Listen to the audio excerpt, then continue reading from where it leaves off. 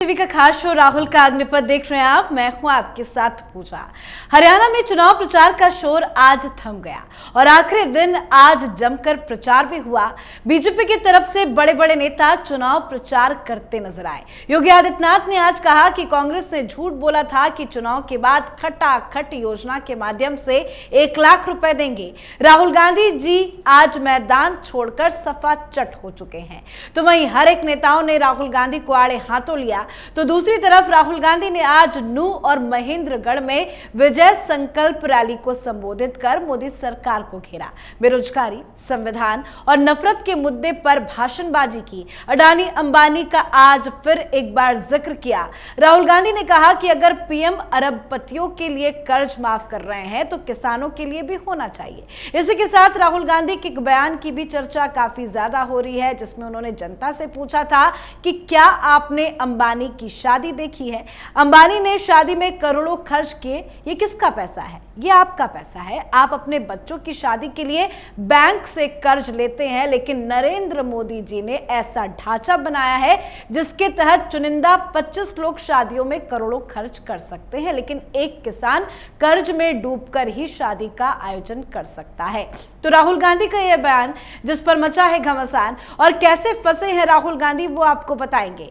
साथ ही राहुल गांधी की मोहब्बत की दुकान में बट रहे नशे के सामान का भी जिक्र करेंगे। मेरे साथ स्टूडियो में मौजूद हैं कैपिटल टीवी के एग्जीक्यूटिव एडिटर राजीव जी। सर, आपका बहुत बहुत स्वागत है। धन्यवाद। हरियाणा चुनाव का आज आखिरी दिन था प्रचार को लेकर, लेकिन राहुल गांधी अपनी बयानों को लेकर और पार्टी के अंदर ऐसा क्या चल रहा है जिससे बुरे फंस गए हैं? देखिए, अगर राहुल गांधी पार्टी संभाल पाते तो कुमारी शैलजा को सोनिया गांधी के साथ मीटिंग करने की जरूरत नहीं पड़ती। यानी कि राहुल गांधी नाकाम हुए हैं शैलजा को संभालने में, और अब जबकि प्रचार भी खत्म हो चुका है तो क्या शैलजा गांव-गांव जाकर ये बात बोलेगी कि नहीं नहीं, मेरे साथ तो सब अच्छा हुआ था, इसलिए वोटिंग के दिन आप हमारे समर्थक जो हैं वो कांग्रेस के उम्मीदवारों को वोट करेंगे? ये तो हो नहीं सकता। इसलिए राहुल गांधी फ्रस्ट्रेट हो गए और उस फ्रस्ट्रेशन में उलूल जुलूल बातें उन्होंने करनी शुरू कर दी, जिसमें अंबानी का बार बार नाम लिया। ये अब एक बड़ी समस्या कांग्रेस के लिए और ये नेहरू परिवार के लिए बनने वाली है, क्योंकि सबके सब्र की एक सीमा होती है। इन लोगों ने अडानी अंबानी की बात की बिजनेस को लेकर, और बिजनेस को लेकर जब बातचीत होती है तो उसमें कोई भी पॉलिटिकल पार्टी ऐसी नहीं है जो बिजनेस हाउसेस के साथ संबंध पूरी तरह से खराब कर लेगा। राहुल गांधी क्या कांग्रेस के उन डोनर्स को नहीं जानते जो कि इनके लिए डोनेट करते हैं, पैसे देते हैं? ये राहुल गांधी, कांग्रेस जो इनकी पार्टी है, ये क्या फैक्ट्री चलाती है जिसके पैसे से ये 70 करोड़ रुपया खर्च करके, यह ऑफिशियल डाटा है, अनऑफिशियली तो 700 करोड़ भी हो सकता है, 70 करोड़ रुपया खर्च करके ये यात्रा करते हैं। अभी जो हरियाणा में यात्रा हो रही थी उसमें भी पैसे खर्च हुए होंगे, चुनावों में पैसे खर्च होते हैं। राहुल गांधी को अगर कांग्रेस के डोनर पैसा न दें तो फिर क्या ये जो चार्टर प्लेन से घूमते हैं, हेलीकॉप्टर की सवारी करते हैं, इनके अपने जेब से पैसे दिए जाते हैं? तो ये स्थितियां इनकी रही है। हर पॉलिटिकल पार्टी का किसी न किसी बिजनेस हाउसेस के साथ संबंध रहता है। संबंध का मतलब अनड्यू प्रॉफिट देना नहीं होता है। आपको इन्वेस्टमेंट चाहिए तो बिजनेस घरानों के साथ ही आप आगे बढ़ सकते हैं। इनकी जहां सरकारें थी वहां भी अडानी का इन्वेस्टमेंट है। झारखंड में अभी जिस अडानी पावर की चर्चा चल रही है, जो बांग्लादेश को सप्लाई करता है, झारखंड में किसकी सरकार है? या फिर जब यही अशोक गहलोत सीएम बने थे, अपने मंच पर साथ में अडानी को बिठाकर उन्होंने 25,000 करोड़ रुपए के इन्वेस्टमेंट अनाउंस किए थे, जमीन अधिग्रहण किया था उनके कंपनी के लिए, तो उस समय राहुल गांधी ताली बजा रहे थे। तो ये स्थिति इनकी रही है। लेकिन अब ये पर्सनल अटैक करने लगे हैं। बिजनेस का अटैक अलग है। आपने और आपकी सरकार ने अलग अलग समय में अलग अलग पॉलिसी बनाई जो हिंदुस्तान के लिए थी, और उस पॉलिसी में कभी आपने नेशनलाइजेशन किया, कभी आपने कैपिटलिस्ट सोसाइटी को एक्सेप्ट किया। आप ही की सरकारें थी। आपने पहले ये सोशलिस्ट स्टेट बनाने की कोशिश की, फिर उसके बाद क्या किया, लगने लगा कि और ज़्यादा हार्डकोर होना चाहिए तो लगभग कम्युनिस्ट बनने की कोशिश की। कई जो उद्योग घराने थे उसको आपने राष्ट्रीयकरण किया। बैंकों का राष्ट्रीयकरण इंदिरा गांधी के समय में हुआ, ये जो एयरलाइंस है उसका राष्ट्रीयकरण इंदिरा गांधी के समय में हुआ, और वही धीरे धीरे आपने खोखला कर दिया तो एयर इंडिया को बेचना पड़ा। टाटा के खिलाफ क्यों नहीं बोलते? क्यों नहीं राहुल गांधी बोलते कि टाटा जो है वो मोदी के साथ मिला हुआ है, जबकि एयर इंडिया तो टाटा एयरलाइंस ने खरीदा है।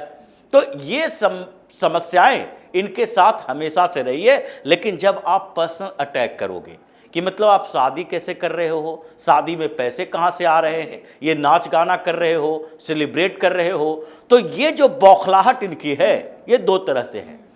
क्योंकि अंबानी के घराने में शादी हुई और अंबानी के बेटे की शादी में परंपराएं कौन सी निभाई गई? इन लोगों की तरह की परंपराएं नहीं थी कि हाथ पकड़ के चले गए चर्च में जाकर वहां पर शादी कर ली। उनकी परंपराएं सनातन थी। चाहे गुजरात में जाकर उन्होंने प्री वेडिंग शूट करवाया हो या फिर शादी के समय, एंगेजमेंट के समय, हर एक पहलू पर सनातन संस्कृति की झलक दिखाई पड़ रही थी, जो दुनिया के कोने कोने से आए हुए बड़े उद्योगपति या फिर सेलिब्रिटी सब लोगों ने देखा कि सनातनी शादी कैसे। और न्योता तो इनको भी भेजा गया था, ये क्यों नहीं गए थे? क्योंकि ये वहां उसको स्वीकार नहीं कर सकते थे। इनको लगा कि वहां जाएंगे तो हम जो अडानी अंबानी कर रहे हैं उसमें दखल आ जाएगा और खलल पड़ जाएगी। उसके बाद हम स्टेज पर यह मुद्दा नहीं उठा पाएंगे। ये नफरत की राजनीति इसी को तो कहते हैं। ये कहते हैं मोहब्बत की दुकान चलाते हैं। नफरत की राजनीति यही है कि आप कुछ वर्ग के खिलाफ, कुछ लोगों के खिलाफ, लोगों के अंदर नफरत पैदा करो।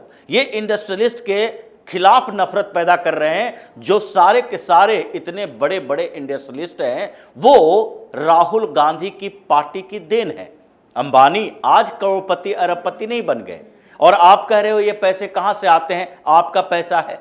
ये तो हर व्यक्ति जानता है कि किसी के पास जो पैसा है वो कहीं न कहीं से अर्न किया गया है, कमाई की गई है, और उस कमाई में हर व्यक्ति की कुछ न कुछ भूमिका होती है। अपनी भूमिका के साथ वो राष्ट्र की संपत्ति है तो राष्ट्र से ही लिया जा रहा है जो लोगों से बना हुआ है। लेकिन इन्होंने पर्सनल अटैक जो किया है शादी को लेकर, अब इनके खिलाफ याचिका दायर की जानी है।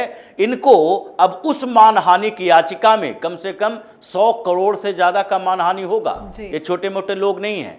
आपने बार बार किसी का अपमान किया हो, अब आप उसके पर्सनल लाइफ में घुस गए हो, उनकी शादी विवाह संस्कार हर चीज के बारे में आप मंच पर बोल रहे हो, तो कब तक कोई बर्दाश्त करेगा? बर्दाश्त की सीमा खत्म। और अब अंबानी के बदले की कार्रवाई शुरू होने वाली है। जैसे रिपोर्ट सामने आ रहे हैं, जिस तरीके से अडानी की कंपनियों ने इन लोगों के खिलाफ नोटिस भेजना शुरू कर दिया था कि बार बार आप जिसका जिक्र करते हो वो फर्जी खबरें चलाना बंद करो। मीडिया ने भी, जो कांग्रेस का प्रोपेगेंडा तंत्र है, उन लोगों ने भी खबरें चलाना बंद कर दिया था कि फर्जी किसी भी रिपोर्ट के आधार पर आप नहीं लिख सकते। अडानी की कंपनी के 2 लोग इस्तीफा दे चुके हैं। यहाँ इसका इन मामलों में दिखाई पड़ रहा है कि ये सरकार के साथ सेटिंग कर रही है, या राहुल गांधी के बयानों का जिक्र करके आप हमेशा मोदी, अडानी, अंबानी की बात करते हो।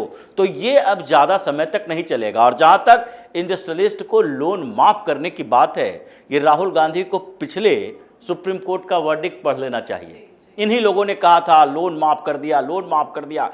वेव ऑफ और माफी दोनों में अंतर है। ये सुप्रीम कोर्ट ने क्लियर कट कहा था कि आप ये झूठ और फर्जी न फैलाएं, नहीं तो आपके खिलाफ मुकदमा होगा। और इसी मामले में अब राहुल गांधी फंसने वाले हैं। अडानी के बाद अंबानी का एक्शन प्लान होगा, जिसके बाद राहुल गांधी अगर अपनी पूरी प्रॉपर्टी भी बेच दें तो उस मानहानि को झेल नहीं। बिल्कुल, अडानी अंबानी से कहां पंगा ले पाएंगे राहुल गांधी। लेकिन सर, कल दिल्ली से जो खबर आई 5600 करोड़ की ड्रग्स की जो बरामदगी हुई है, उसका जो मास्टरमाइंड है उसका कनेक्शन कांग्रेस पार्टी से निकला है। राहुल गांधी की इस मोहब्बत की दुकान में ये नशे का सामान कहां से आ गया? देखिए, राहुल गांधी के ये मोहब्बत की जो दुकान है उसमें से नशे का कारोबार तो हमेशा से होता रहा है। राहुल गांधी पर एक गंभीर आरोप लगा था कि ये अमेरिका में एयरपोर्ट पर पकड़े गए थे। क्यों पकड़े गए थे? क्योंकि ये ड्रग्स ले रहे थे, ड्रग्स रखे हुए थे। ये खबरें हैं और इसकी पुष्टि भले ही पूरी तरीके से नहीं हुई, लेकिन हर जगह इसके बारे में जानकारी है कि उस समय वाजपेयी जी की सरकार थी। सोनिया गांधी को खुद वाजपेयी जी से बात करनी पड़ी थी इनको छुड़ाने के लिए, क्योंकि इनको डिटेन कर लिया गया था और इनके ऊपर कई आरोप ऐसे लगते हैं। इनकी गर्लफ्रेंड के साथ इनके फोटो जो हैं, उसमें भी एक रिपोर्ट पिछले दिनों जो छपी थी, बांग्लादेश का इतना बड़ा जर्नलिस्ट है शोएब चौधरी, उसने भी इन्वेस्टिगेशन किया था। उसमें भी कहा गया था 3 दिन तक केरल में जाकर इन्होंने जो पार्टी की थी, वोट पार्टी, उस पार्टी में भी ड्रग्स मिल रहे थे और इसकी रिपोर्ट केरल के कांग्रेस ने ही की थी बाद में। तो ये सारी जानकारियां तो इनके बारे में है, लेकिन ये अब सीधे तौर पर आने लगा है कि क्या कांग्रेस की फंडिंग का एक सोर्स ये नशा का कारोबार है। तो कि जिस तरीके से क्रैकडाउन दिल्ली पुलिस ने किया और उससे पहले अमित शाह हर जगह पर जा जाकर हर स्टेट में उन्होंने जो मीटिंग ली थी उसमें कहा था कि एनसीबी यानी नारकोटिक्स ब्यूरो, उसके साथ एनआईए और ईडी सीबीआई सबको एक मंच पर आना पड़ेगा, क्योंकि नशे का कारोबार जो चल रहा है हजारों हजार करोड़ का, उसमें पॉलिटिकल फंडिंग भी हो रही है, उससे हथियार के सौदागर भी जुड़े हुए हैं, उससे टेरर फंडिंग भी हो रही है। तो पॉलिटिकल फंडिंग और टेरर फंडिंग के बीच ये कांग्रेस फंसी है, क्योंकि ये 5600 करोड़ किसी और का नहीं हो सकता है, कांग्रेस का ही हो, क्योंकि जो सबूत सुधांशु त्रिवेदी ने दिया है वो तो सीधे इशारा करता है यूथ कांग्रेस के ये नेता, और उसमें भी दिल्ली के आरटीआई सेल के प्रमुख रह चुके हैं और ये यूथ कांग्रेस के अध्यक्ष बनने के लिए इन्होंने अपील भी की थी और फॉर्म भी भरा था। सोनिया गांधी, राहुल गांधी का रिकमेंडेशन भी था, बाद में वो नियुक्त नहीं कर पाए, लेकिन उन्होंने तो सबूत की बात की है कि वो नियुक्ति पत्र जो है उस पर इन लोगों के सिग्नेचर हैं, ये सारी जानकारी है। तो ये इतने हाई प्रोफाइल व्यक्ति जो इन सारे बड़े नेताओं के साथ जुड़ा हुआ हो और जिसका ड्रग्स का इतना बड़ा कारोबार हो, आपको कानों कान खबर नहीं मिली? ये कौन सा नेता है? ये कभी कोई राज्यसभा लोकसभा में सांसद रहा है? फिर भी इसके कनेक्शन ऐसे कैसे हो सकते हैं? क्योंकि एक ही आधार होता है, वो आधार है पैसा देना। जैसे आजकल आम आदमी पार्टी में चलता है, राज्यसभा भेजो, उसका बंगला कब्जा करो, पैसा उसका कब्जा कर लो, जो जितना फंड दे। यहाँ एनडी गुप्ता, एसडी गुप्ता राज्यसभा बने, सबको पता है पैसा देकर बना। वहाँ पंजाब में अशोक मित्तल को राज्यसभा भेजा, क्यों भेजा गया? ये लवली प्रोफेशनल यूनिवर्सिटी का मालिक, सैकड़ों करोड़ का कारोबारी, वो भी पैसा देकर ही आया। और कांग्रेस का ही एक कल्चर केजरीवाल ने अपनाया है, कांग्रेस में भी यही होता है, पैसा दो, जहां से लाना है लाओ, चाहे हथियार का सौदागर हो या ड्रग्स का सौदागर हो, पैसा दो और उसके बाद पार्टी में पद लो। ये स्थिति कांग्रेस की रही है। इसलिए ये 5600 करोड़ रुपया, ये समझ लीजिए कांग्रेस का ही पैसा है जिसे जब्त किया गया है। अब इन लोगों की समस्या आगे बढ़ने वाली है जब उसका लिंक जुड़ेगा कि कुछ और कांग्रेस के नेता इसमें शामिल थे। राहुल गांधी को जवाब देना चाहिए कि आपकी पार्टी में अब ड्रग डीलर भी हैं, आपकी पार्टी का कनेक्शन एंटी इंडियन के साथ भी रहा है, जो भारत विरोधी गतिविधियां करने वाले हैं, जो सोरोस के लोग इनके यात्रा में नजर आए।